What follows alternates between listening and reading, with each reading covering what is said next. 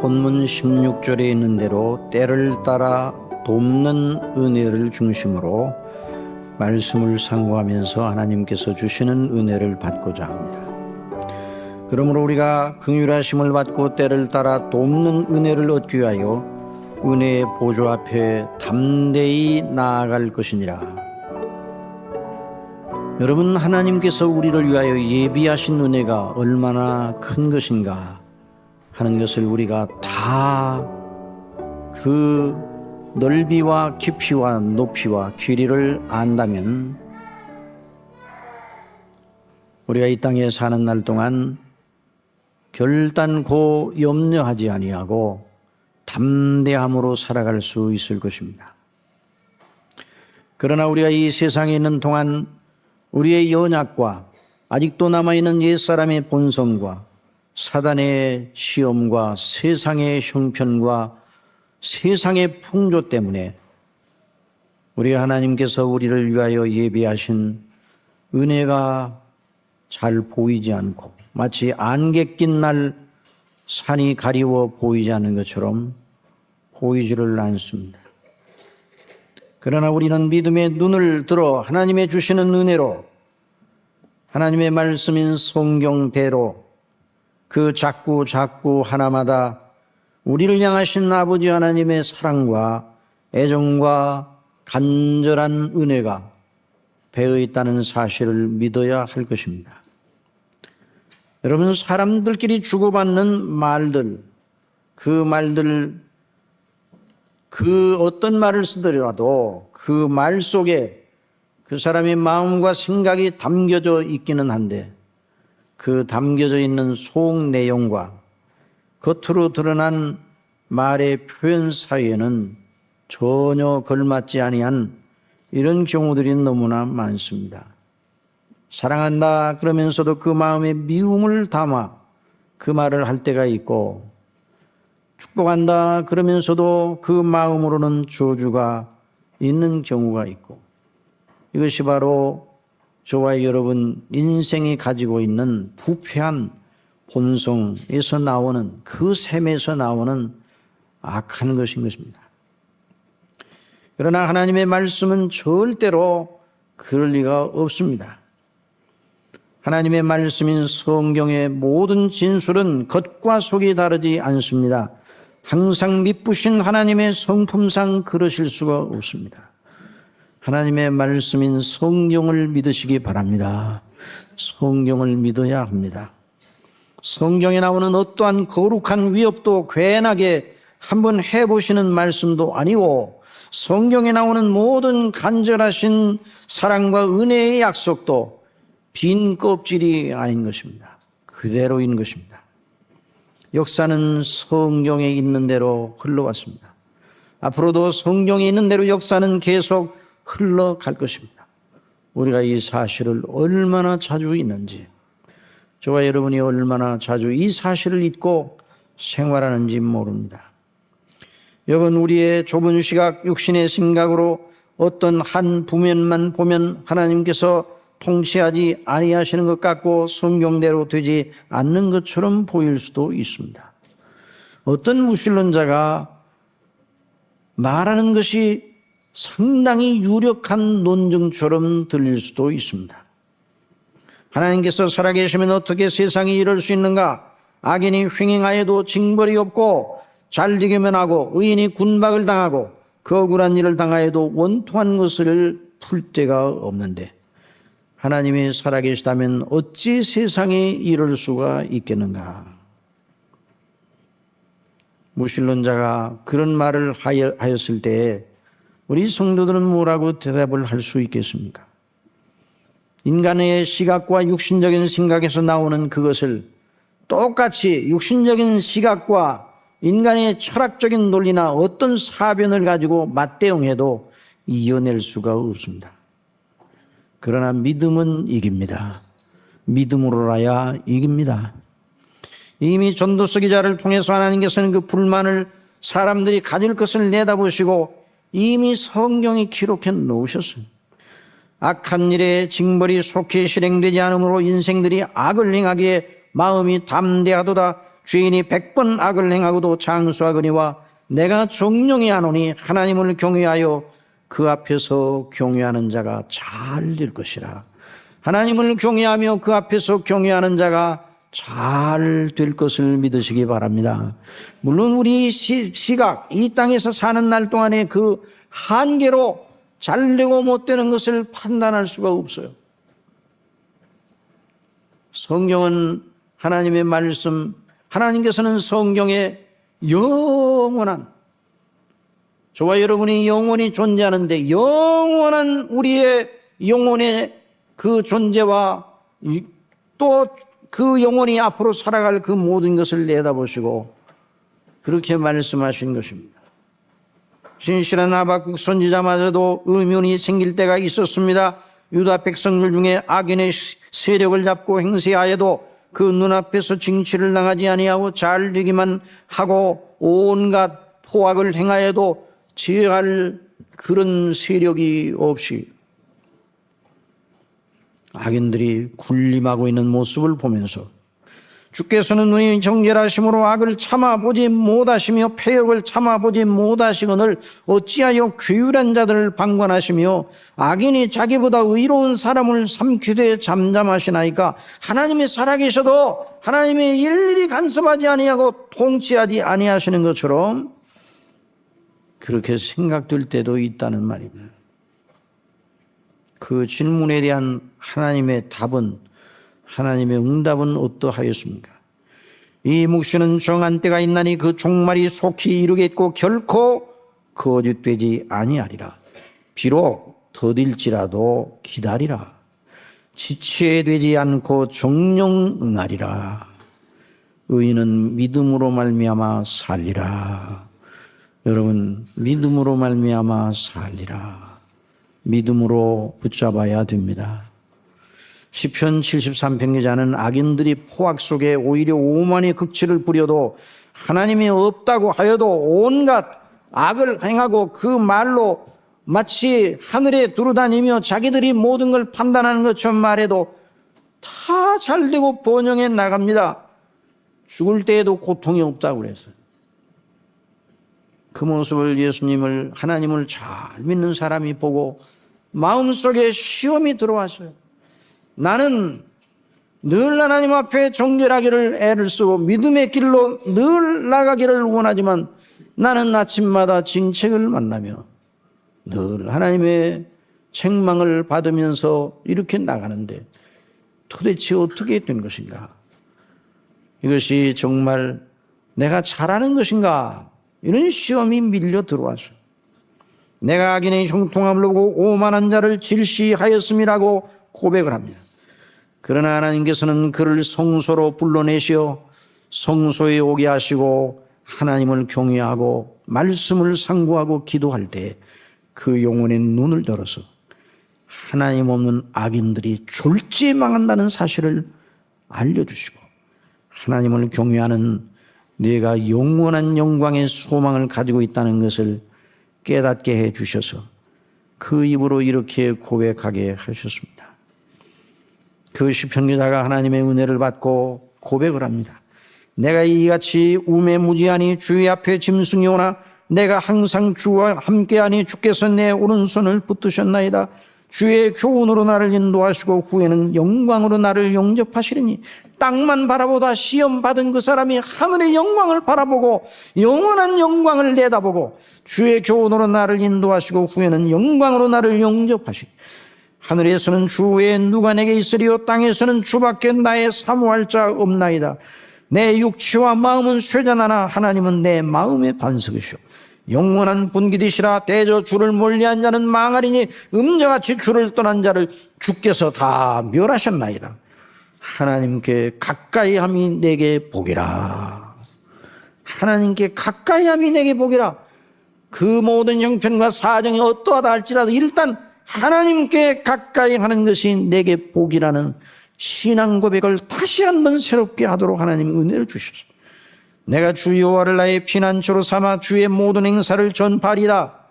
결국 성경에 있는 대로 하나님을 믿고 의뢰하고 참고 인내하는 것이 옳음을 생각하게 하시고 고백을 다시 한번 새롭게 하셨어요. 때를 따라 돕는 은혜를 주셨습니다. 돕는 은혜를 저와 여러분이 누리시기를 바랍니다. 돕는 은혜, 때를 따라 돕는 은혜. 성경대로움을 믿는 믿음을 견지하도록 때를 따라 돕는 은혜. 여러분, 하나님께서 저와 여러분을 사랑하시는데 그 사랑하시는 그 표징이 뭔가?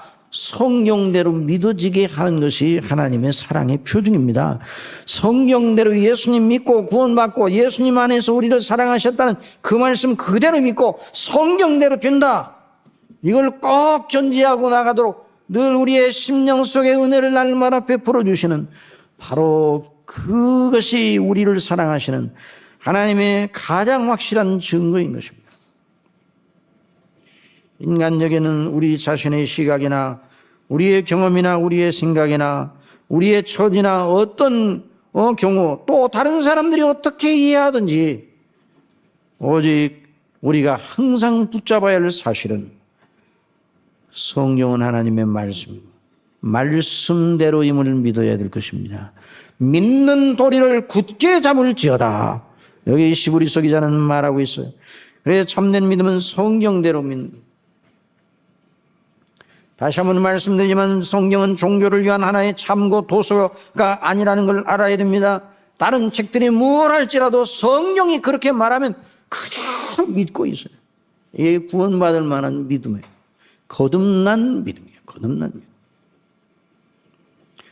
예, 성령님께서 우리 속에 역사하셔서 이것이 바로 생명과 경건에 속한 하나님이 주신 모든 걸 하나님께서 우리에게 생명과 경건에 속한 걸 주셨다고 그랬는데 바로 그 믿음이 바른 믿음인 것이다.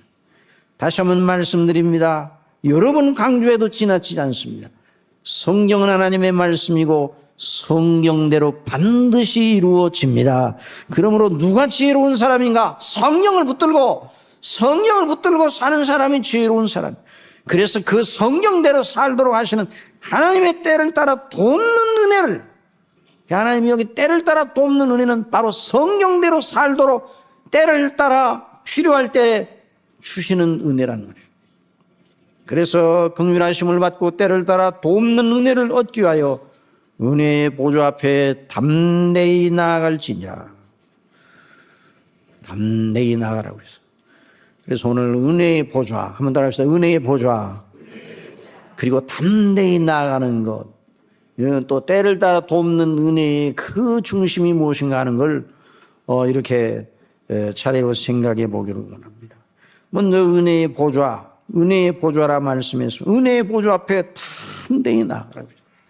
이 보좌라는 말은 나라를 다스리는 임금님이 만주백관을 거느리고 나라일을 초결하기 위해서 앉아있는 용상을 말하는 거예요. 우리나라는 용상이라고 그러죠. 자, 우리 이 경복궁이나 이런 데 가보면 용상이 있잖아요. 용상. 그 위에 앉으셔서. 자, 만주백관 그 밑에 다 부복하고 있고, 그리고 그 용상에 앉으셔서 임금님이 말씀을 하시면 그 말씀대로 모든 것이 이루어지는 그의 보좌. 이게 보좌입니다. 그 자리는 어느 누구도 올라가지 못합니다. 하나님께서 정하여 주신 사람만 올라가는데, 그래서 이제 인생 나라의 보좌에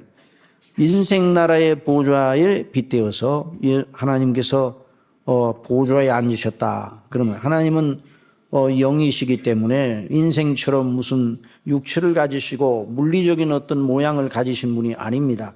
하나님은 영이십니다. 그런데 보좌에 앉으셨다. 그렇게 말해서. 그래서 하나님의 놀라운 그 지존하신 그 영광의 위치를 나타내기 위해서 보좌에 앉으신 분이다. 이사야 6장에 보면 이사야 선지자가 우시야 왕의 죽던 해에 하나의 환상을 보았는데 하나님께서 높이 들린 보좌에 앉으신 환상을 보았다. 우시야 왕의 죽던 해에 내가 본 주께서 높이 들린 보좌에 앉으셨는데 그 옷자락은 성전에 가득하였고 스랍들, 이 스랍은 모셔서는 천사들 말이에요. 모셔서는 천사들. 스랍들. 그런데 이 스랍들이 모셔섰는데 스랍들을 보니까 6 날개를 가지고 있어요. 그 둘로는 얼굴을 가리고 가요. 하나님의 영광의 보좌 앞에 섬기는 천사들이 얼굴을 가리고 직접 하나님을 직접 응시할 수가 없어서. 여러분, 우리 이 사극에서 보면 임금님이 용상에 앉아 있을 때 어느 신하가 빳빳이 고개를 들고 그 용안을 응시하며 바라봅니까? 그럴 자가 아무도 없어요. 그래서 언제나 신하들은 이렇게 들고 계속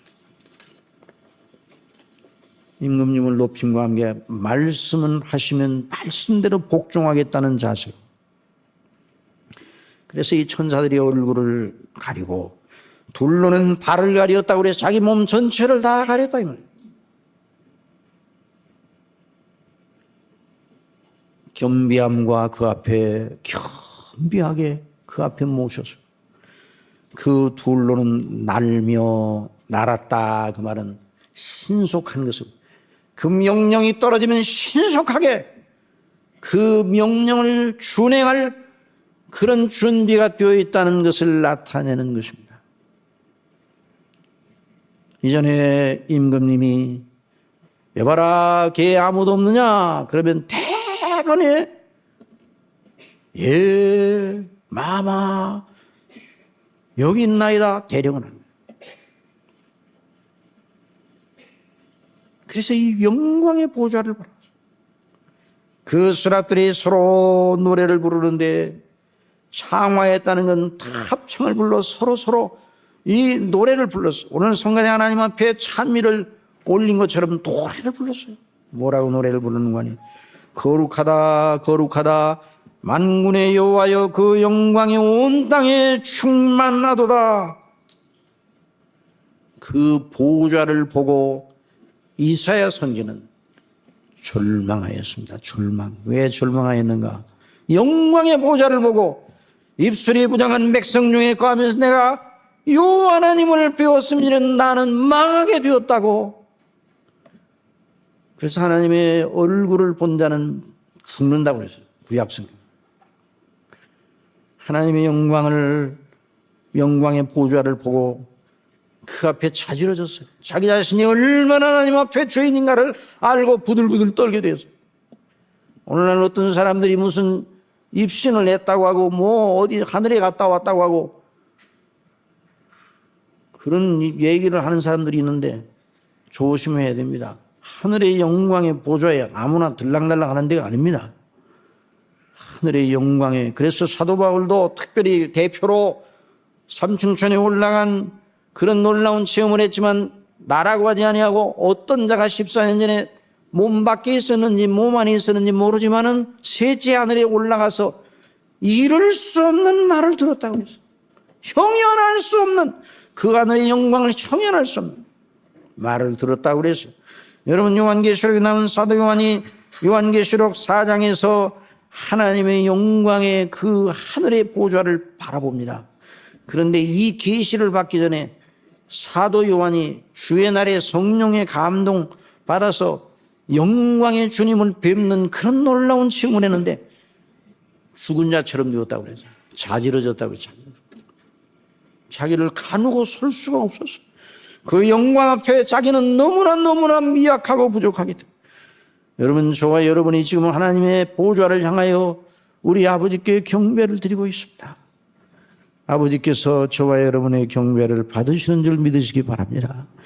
우리가 하나님 앞에 나와 경배할 때에 대번에 우리 심령성에 뭘 느껴야 되는가? 우리는 죄인으로서이다. 아버지, 우리는 죄인으로서이다. 그런데 영광의 보좌 앞에 우리가 나온 것은 무엇입니까? 그 보좌가 은혜의 보좌이기 때문입니다. 은혜의 보좌입니다. 여러분 요한계시록 4장에 있는 말씀을 보면 하늘에 계신 성부 하나님의 보좌에 어미하심이 묘사되어 있는데요. 이 일 후에 내가 보니 하늘에 열린 문이 있는데 내가 들은 바 처음에 내게 말하던 나팔 소리 같은 그 음성이 가로되 이리로 올라오라. 이후에 마땅히 들리를 내가 내게 보이리라 하시더라. 내가 성령에 감동하였더니 보라 하늘에 보좌를 베풀었고 아버지의 보좌 그 보좌에 앉으시기가 있는데 앉으신 이의 모양이 여기 잘 들어야 돼요. 잘못하면 이게 오해를 할 수 있어요. 벽옥과 홍보석이다 이렇게 말하지 않고 벽옥과 홍보석 같은 인상을 받았다. 그 찬란함의 인상. 벽옥과 홍보석은 보석 중에 보석이에요. 루비, 사파이어 뭐 그런 말.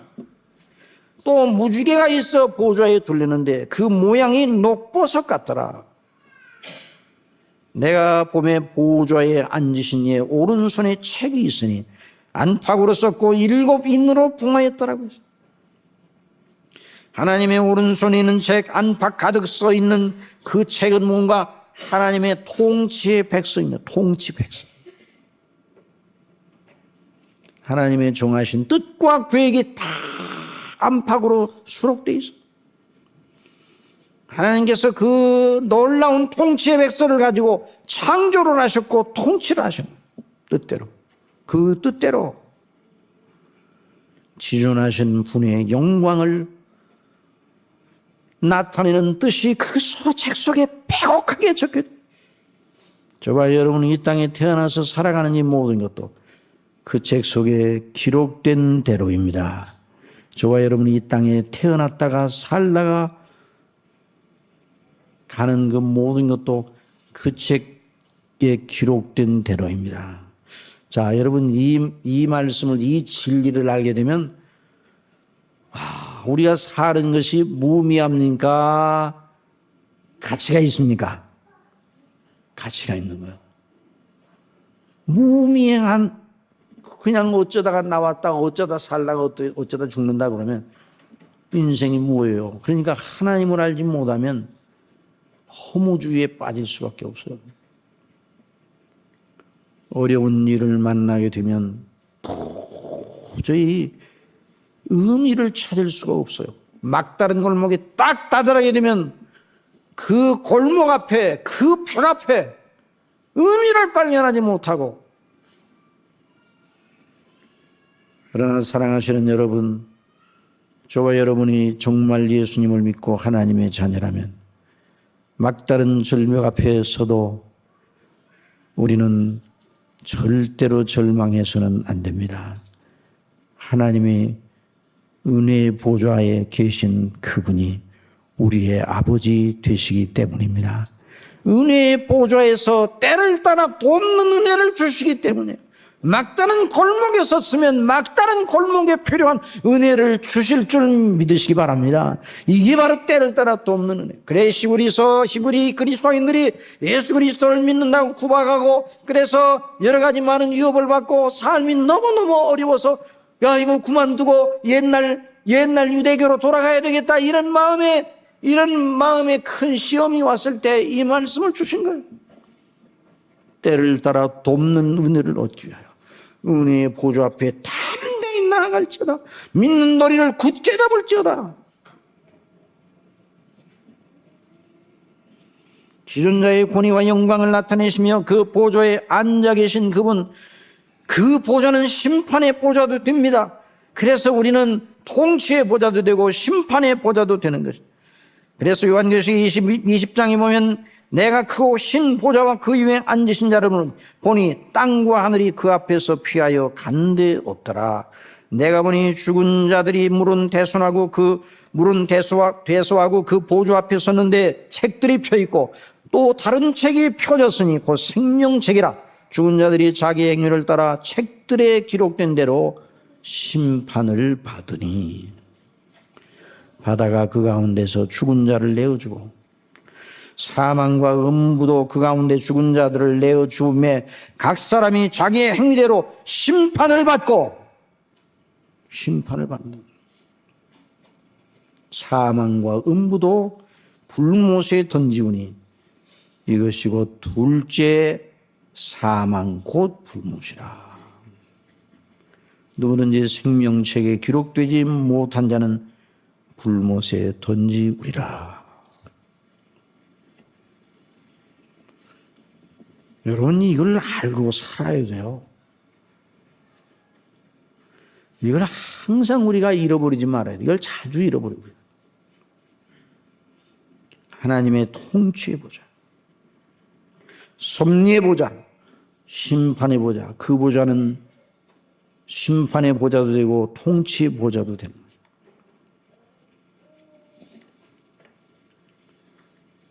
이 세상에 일어나는 모든 일들이 거기 하나님의 통치의 보좌에서 명하는 대로, 정하신 대로 되는 것이에요. 그래서 하나님이 필요할 때 때를 따라 필요한 걸 공급하시기도 하시고 거두어 가시기도 합니다. 태풍이 일어나지, 태풍이.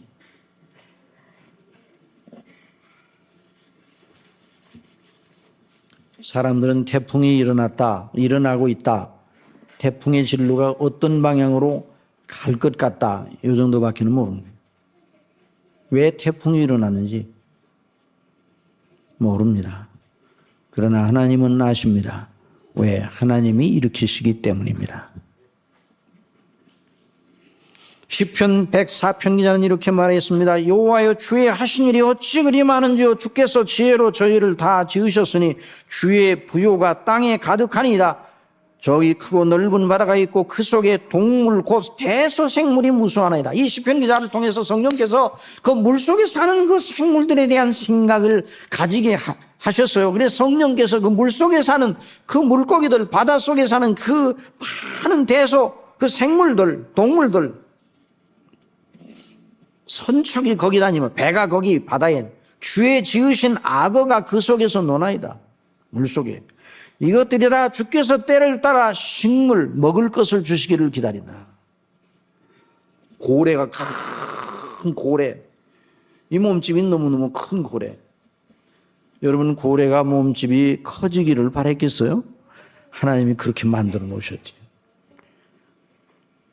새우가 말할 수 있다면, 새우야, 너는 왜 그 정도밖에 안 되냐 말하면, 그렇게 물어보면, 고래는 왜 이렇게 커요? 여러분, 새우가 더 좋습니까? 고래가 더 좋습니까? 고래가 몸집이 크니까 많이 먹어야 되잖아요. 그러니까 몸집이 작은 새우는 조금만 먹어도 되잖아요. 그러니까 그런 경우에는 누가 더 낫습니까? 새우가 나은 것 같죠. 근데 고래가 새우를 확 삼켜서 잡아먹어요. 그럴 때 누가 더 낫습니까? 고래가 낫습니까? 새우가 낫습니까? 그러니까 모든 이치를 보면 인간들이요, 처음에는 몇 마디 대답할 것 같다가도 자꾸만 들어가면 대답을 못해요. 하나님이 모든 걸 오묘하게 지어놓으셨어요. 그래서 이 시편 기자는 말합니다. 주께서 때를 따라 먹을 걸 주시기를 기다리나이다 그랬어요. 악어가 배가 고파서. 그럴 때 하나님께서 주신즉 하나님이 주셔요. 고래가 먹을 걸 주셔요. 또 여러 물고기들이 먹을 걸 주셔요. 여러 물고기들이 먹을 프랑크톤을 다 바다에 다 깔아놓으셔요. 주께서 주신즉 주께서 주시니 얼마나 좋아요? 저희가 좋은 것으로 만족하다가, 그러나 항상 주시지 않습니다.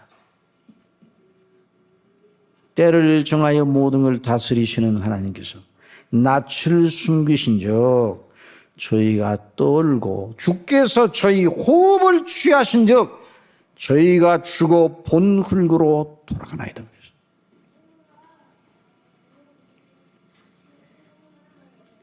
모든 만물, 인생들, 모든 천사, 영들의 세계, 모든 눈에 보이는 것들, 모든 우주만상, 모든 것이 하나님의 보좌의 명령에 따라 움직이는 것입니다.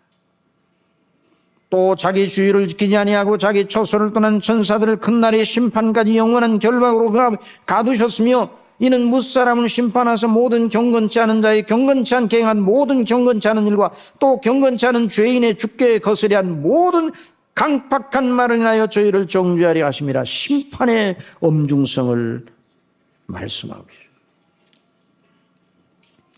여러분, 이걸 생각하면 우리가 교만할 수 있습니까? 없습니까? 교만할 수 없어요. 그러니까 교만의 본질을 들어가 보면요, 하나님이 없는 사상이에요. 교만이에요. 그래서 교만이 나쁜 것이에요. 그 교만은 무엇의 선봉이라고 그랬어요? 패망의 선봉이에요. 겸손 속으로, 진정한 겸손 속으로 돌아가면 하나님 앞에 자기를 세워놓고 보는 거예요. 그 겸손한 것이죠. 겸손은 존귀의 앞잡이입니다.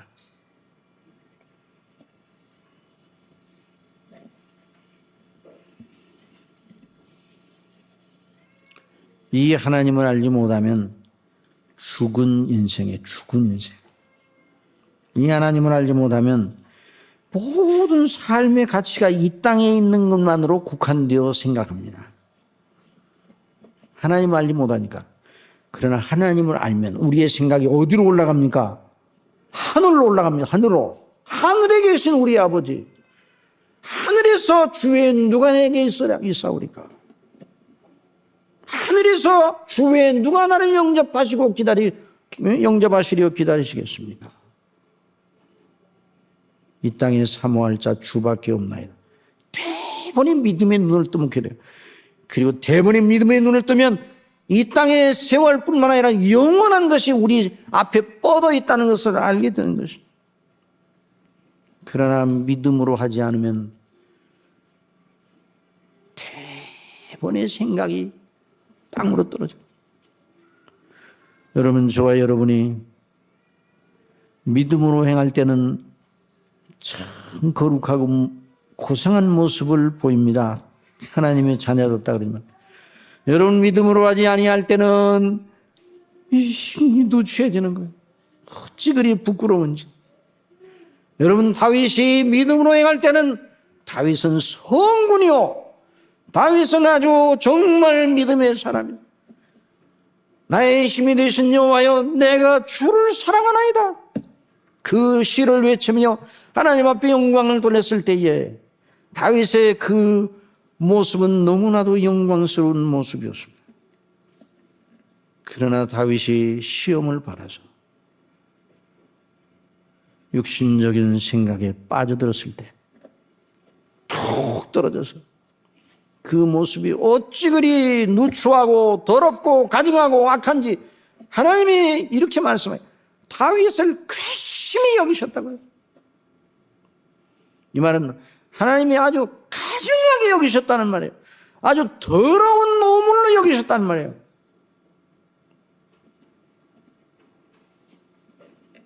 사랑하시는 성도 여러분, 은혜를 받아야 됩니다.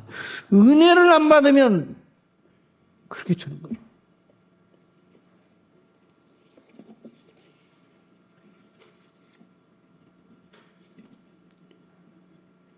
믿음으로 하지 아니하는 것이 다 죄라 말씀해 주셔서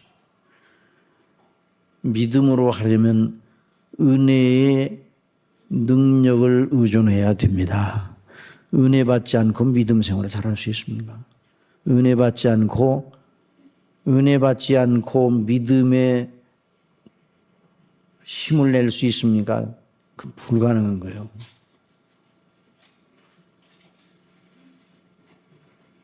은혜를 받으시기 바랍니다. 때를 따라 돕는 은혜를 받으시기를 바랍니다. 그래서 우리 믿음이 그때마다 여러분, 우리 하루에 하나님께서 그렇게 만들어 놓으셨잖아요. 우리를 하루에 3때를 먹어야 우리 건강이 유지되도록 만들어 놓으셨어요. 어떤 사람들은 아이고 나는 하루에 2때밖에는 안 먹습니다. 그럼 그 사람 2때만 먹는 게 아니에요. 3때 먹을 걸 2때로 나눠서 먹는 거예요. 또 어떤 사람은 나는 1때만 먹습니다. 그런데 그 사람은요 3때 먹을 걸 1때로 먹는 거예요. 그러니까 3때 다 먹는 거예요. 그러니까 하나님께서 우리에게 이런 은혜를, 이런 그 경륜을 주셨으니 육체의 생명도 영적인 생명도 항상 하나님이 주시는 은혜를 받고 있어야 됩니다. 언제나 때를 따라합시다. 때를 따라 먹을 것과 식물을 우리에게 주시잖아요. 때를 따라 은혜의 보좌 앞에 나가야 돼요. 그 보좌는 통치와 심판의 보좌뿐만 아니라 은혜의 보좌인 것입니다. 하나님 아버지께서 우리와 자녀 관계예요. 본래는 원수 관계였어요. 죄 가운데 있는데, 그런데 우리를 그리스도 우리 예수님 안에서 십자가의 대속의 놀라운 은혜로, 오늘 성가대가 예수님의 십자가 어찌 그리 아름다운가, 우리 주님이 우리를 대속하신 그 은혜가 너무나 크고 놀랍잖아요. 그래서 우리 하나님과 우리 사이가 이제는 은혜의 관계가 됐어요. 로마서 5장 1절에 그러므로 우리가 믿음으로 의롭다 하심을 얻었은즉 우리 주 예수 그리스도로 말미암아 하나님으로 더불어 화평을 누리자. 여러분, 하나님으로 더불어 화평을 누리고 있는 줄 믿으시기 바랍니다. 얼마나 놀라운, 하나님과 우리의 관계가 그냥 관계가 아니에요. 무서운 상전과 종의 관계가 아니에요. 종의 두려워하는 종의 영을 받지 아니하고 양자의 영을 받아 하나님을 누구라 부르죠? 아버지라고 부르는 게 아버지라고. 또한 그로 말미암아 우리가 믿음으로 서 있는 이 은혜에 들어감을 얻었으며, 어디에 들어감을 얻었어요? 은혜에 들어감을 얻었어요. 여러분 믿으시기 바랍니다. 우리 예수님 믿는 사람은 어느 곳에 있든지 은혜의 땅에 있음을 믿으시기 바랍니다. 그리스도 안에 있으면 어느 곳에 있든지 은혜의 땅이에요. 자빠져도 은혜의 땅에서 자빠지는 거예요. 그리스도 안에 있으면, 믿음으로 하면. 왜? 은혜에 들어감을 얻었다고 그랬어요. 그리스도 예수님을 믿음으로 말면 은혜의 영향 안에 들어가 있어요. 그러므로 하나님의 영광을 바라고 즐거워하느니라 그랬어요.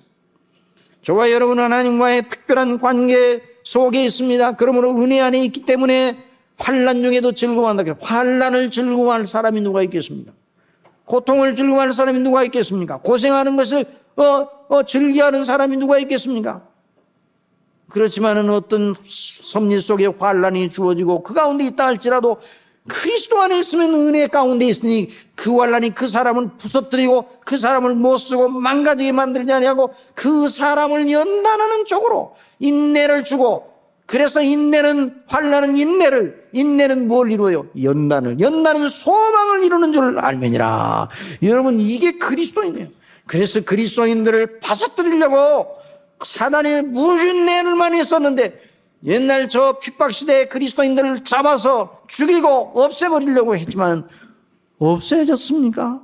오히려 그럴수록 그리스도인의 영혼은 더 빛나 은혜의 보좌 앞에서 주시는 은혜의 능력으로 섰던 말이에요.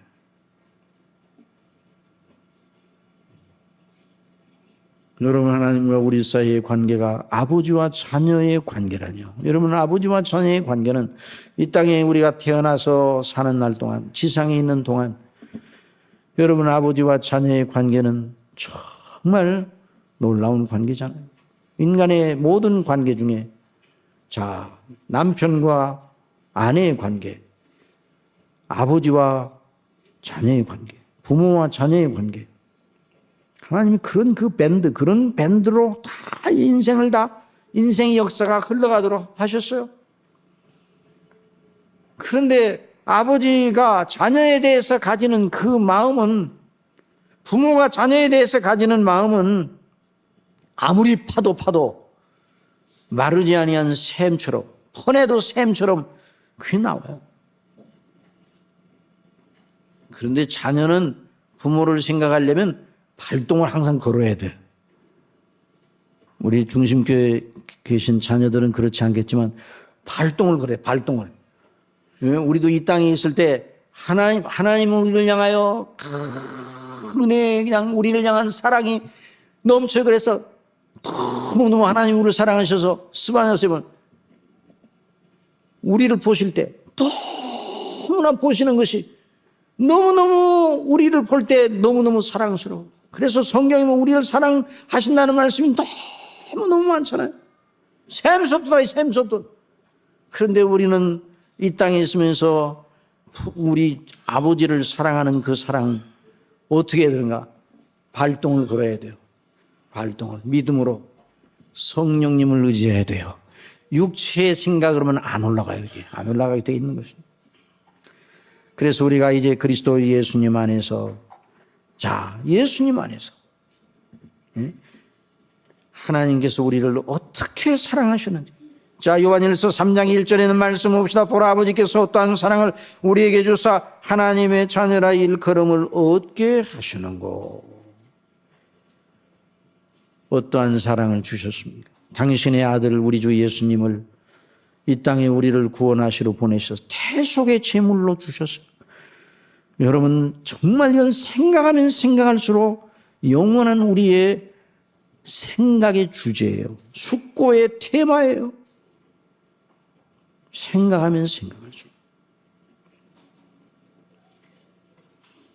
우리를 구원하시러 천사를, 특별한 천사 하나를 보내서, 물론 구원이 안 되죠. 그러나 우리를 돌보라고 천사를 하늘에서 보내가지고 잘 돌봐라 해도 그래도 영화로울 텐데, 아들 되신 그분이 우리의 대속주로 오셔서 사람이 되셔서 죽으시고 다시 사시고 승천하시고 우리를 위해 간구하시고 하나님 우편에 계시다가 또다시 우리를 완성, 우리의 영원한 영광에 들어가도록 하기 위해서 다시 오시는 이런 놀라운 일로 우리를 자녀 삼으셨단 말이에요. 사랑하는 자들아, 지금은 하나님의 자녀라.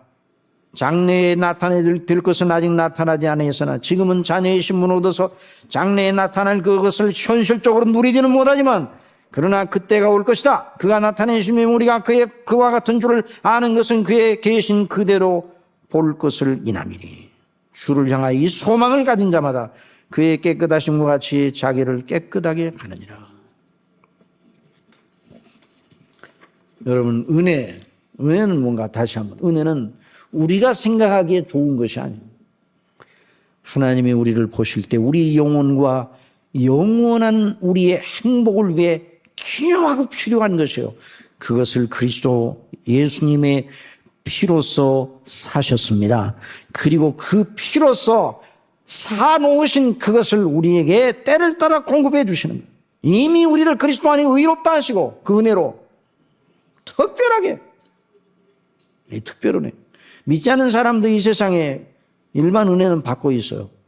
그러나 믿음으로 말미암았으면 그리스도로 말미암아 주시는 이 때를 따라 돕는 특별한 은혜, 긍휼하심을 받고 때를 따라 도와 우리가 그리스도를 믿는 도리를 굳게 잡는 은혜를 주신다 이 말이에요. 그 은혜를 주시기 위해서 모든 조처를 다 해놓으시고 우리에게 필요한 그 모든 걸 다 해놓으셨어요. 그래서 그리스도 안에서 주신 하나님의 은혜는 완전하고 충분한 은혜입니다.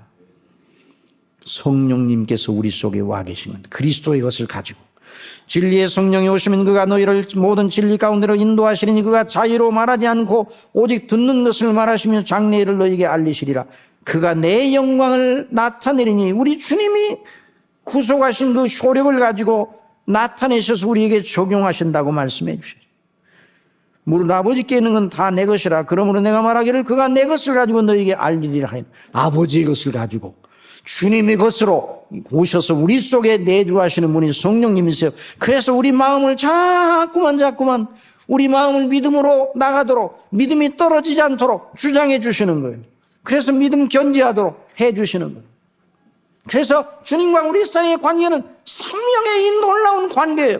여러분, 그 은혜의 보좌 앞에 나가서 은혜를 받고 또 하나님과의 생명적인 교통이, 그러니까 저와 여러분은 이 땅에 살아가면서 혼자 사는 사람이에요. 내가 너희를 고아처럼 내버려 두지 아니하시겠다 말씀해 주셨습니다. 내 안에 거하라, 나도 너희 안에 거하리라. 가지가 포도나무에 붙어 있지 않으면 절로 과실을 맺을 수 없음 같이 너희도 내 안에 있지 않으면 그러하니라. 여러분, 포도나무 요즘 포도가 얼마나 달고 맛있습니까? 그 포도 송이를 맺기 위해서 그 포도의 이 나무와 그 가지 사이에 어떤 생명의 진액과 수액이 교통을 했습니다. 가지처럼 말라 나를 떠나서는, 포도나무 가지가 포도나무에서 꺾여지면 대번에 말라지는 것처럼 너희가 나를 떠나서는 아무것도 할 수 없다. 내 안에 거하라. 그리하여 너희가 열매를 맺으리라.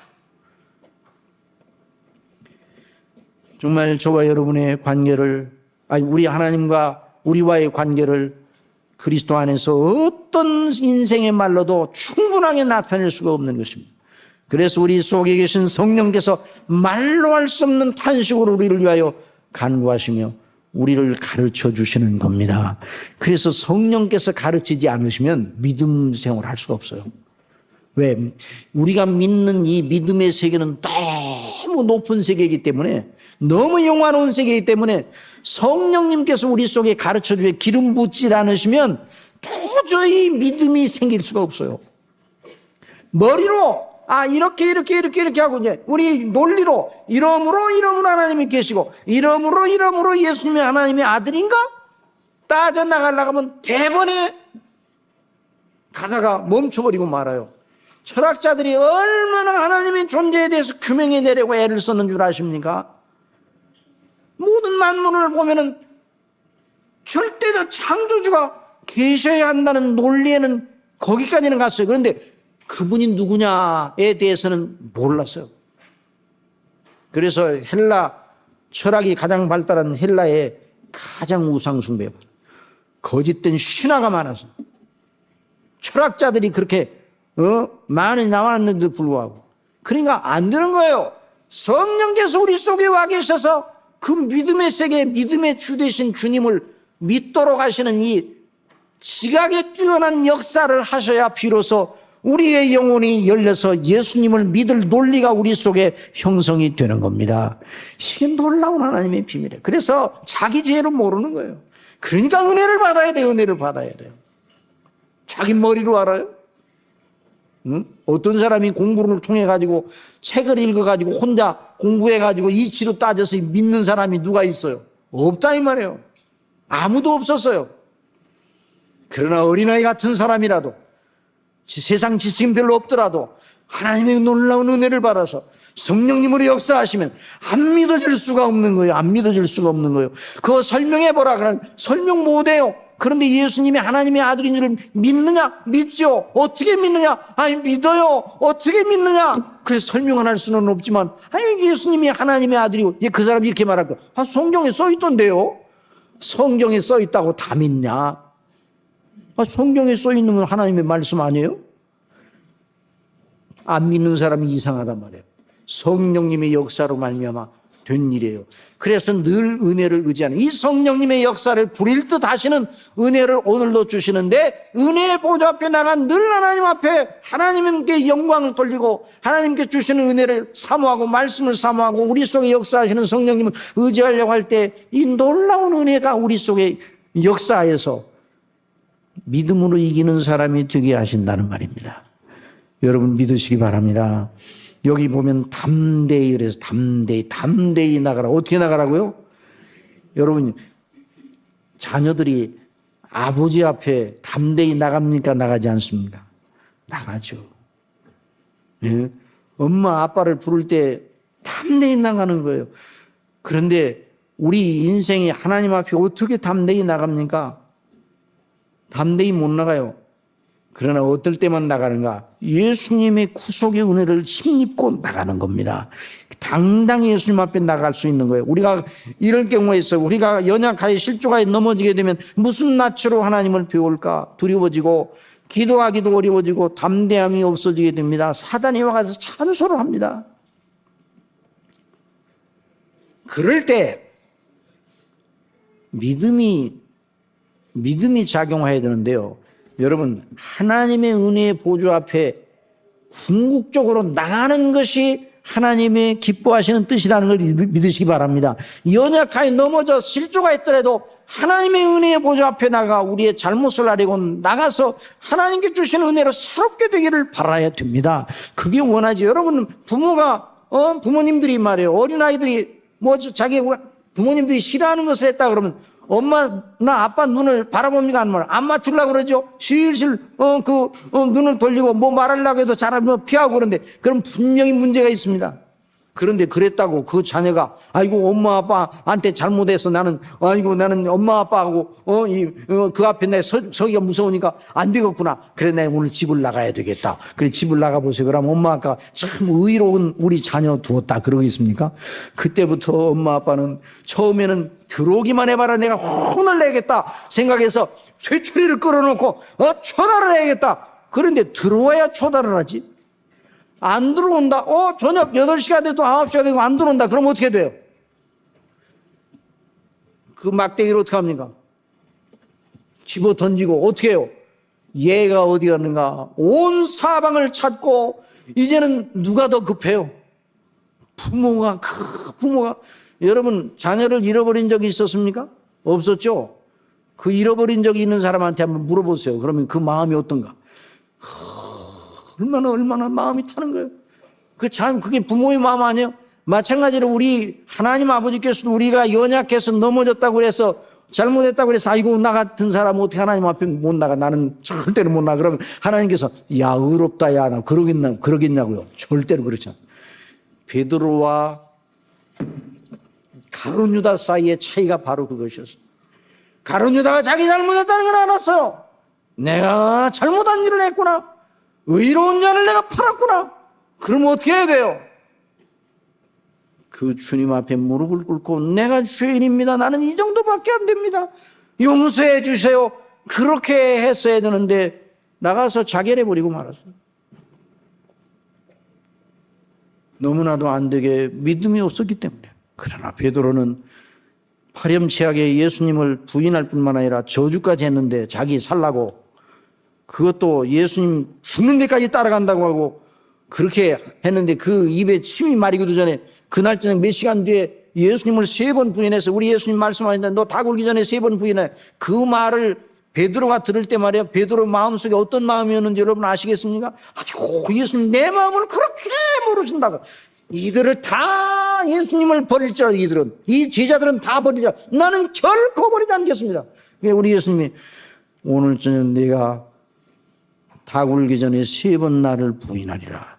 저녁 먹을 때가 우리 시간으로 하면 아마 5시나 6시 7시 그 정도 됐다고 그러면 닭이 언제 오래? 한 12시 정도 굴잖아요. 그럼 몇 시간이에요? 불과 4-5시간 만에 예수님을 몇 번 부인했다고요? 3번 부인하고 마지막에는 저주까지 했어요. 닭이 울었습니다. 우리 예수님이 베드로를 보셨어요. 가시다가 고난을 받고 가시다가 베드로를 돌아보셨어요. 닭이 꺾여 베드로를 보셨어요. 베드로가 그 예수님의 시선과 베드로의 시선이 마주할 때 베드로가 통곡을 했어요. 그 장면이 정말 뭉클하게 하는 장면 아니에요. 우리 예수님. 그러나 그 베드로는 예수님을 떠나지 아니하고 통곡하며 회개하며 우리 예수님이 그 전에 이런 말씀에서 내 믿음이 떨어지지 않기 위해서 사단이 너를 밀가부로도 하려고 청구하는데 내가 내 믿음이 떨어지지 않기 위해서 기도하여 놓았노라 말씀했어요. 그 믿음으로 베드로는 은혜의 보좌 앞 우리 주님을 떠나지 아니하고 그 연약을 발견한 다음에 또 주님을 의지하고 주님 영광을 돌려 나중에 주님을 위하여 평생을 섬기다가 거꾸로 십자가에 내려오는 얘기는 거꾸로 십자가에 못 박혀 죽은 것이 아닙니다. 여러분 사랑하시는 성도 여러분, 저와 여러분이 이 땅에 순례길 살아가면서 때를 따라 얼마나 많은 어려운 고비고비가 있습니까? 시험도 많고요. 우리의 본성에 누추한 생각이 들고 어떤 때는 하나님 앞에 부끄러워 견딜 수 없는 이런 생각을 하다니 내가 이런 마음을 갖다니 이런 경우도 있고 내가 이런 일을 하다니 이런 경우도 있을 수가 있어요. 그러나 여러분 그러더라도 절대로 은혜의 보좌를 등져서는 안 됩니다. 은혜의 보좌로 나가야 됩니다. 우리 주님의 이름으로 아버지를 부르시기 바랍니다. 성령님을 의지하시기 바랍니다. 그러면 때를 따라 돕는 은혜를 주시고 우리가 어떠한 시험을 받고 어떻게 넘어질 줄을 우리 예수님은 너무나 잘 아셔요. 이 땅에 오셔서 살아보셨거든요. 죄는 없으시지만. 그러므로 우리가 어떤 경우에도 당당히 하나님 앞에 나가야 돼요. 그럴 때마다 하나님께서 대제사장 되신 우리 예수님의 이름으로 우리 아버지께서 그 놀라우신 사랑으로 우리에게 날마다 긍휼을 베풀어 주십니다. 이런 놀라운 역사가 넘치기를 바랍니다. 그래 시편 기자들이 전심으로 주를 받았다고 그래요. 전심으로 주를 찾았다고 그랬어. 그 날마다 말씀을 상고하고 하나님 앞에 무시로 기도하고 언제나 주님을 의지하고 늘 예수님을 생각하고 하늘에 계신 우리 아버지의 보좌를 바라보며 우리에게 맡겨주신 이 삶의 순례길을 걸어가야 될 것입니다. 기도하겠습니다. 사랑하시는 아버지 하나님, 저희가 얼마나 연약하고 얼마나 허물지고 얼마나 잘 넘어지고 얼마나 하나님의 사랑과 은혜를 생각지 못하고 본성적으로 행하여 또 아버지의 앞에 잘못을 저지르는지 너무나 잘 아시고 우리의 생각과 우리의 말과 행동을 다 아시는 아버지, 그래도 우리를 버리지 아니하시고 우리 주님 안에서 사랑하신 그 사랑을 결코 거두지 아니하시고 날마다 때를 따라 도움는 은혜를 주시는 우리 아버지, 진실로 그 은혜 무엇으로 보답하오리까? 날마다 주님의 은혜의 보좌 앞에, 아버지의 보좌 앞에 주님의 이름으로 나아가는 저희가 되게 하여 주시고 예비하신 은혜로 덧입는 저희가 되게 하여 주시옵소서. 이 믿음 날마다 우리 심령 속에 성령님 일으켜 우리가 늘 믿음으로 이기게 하여 주옵소서. 그래서 범사에 주의 영광을 드러내는 사람들이 되게 해주시고 누추한 자리에 처하지 않도록 저희들을 붙잡아 주옵소서. 예수님의 이름으로 기도하옵나이다. 아멘.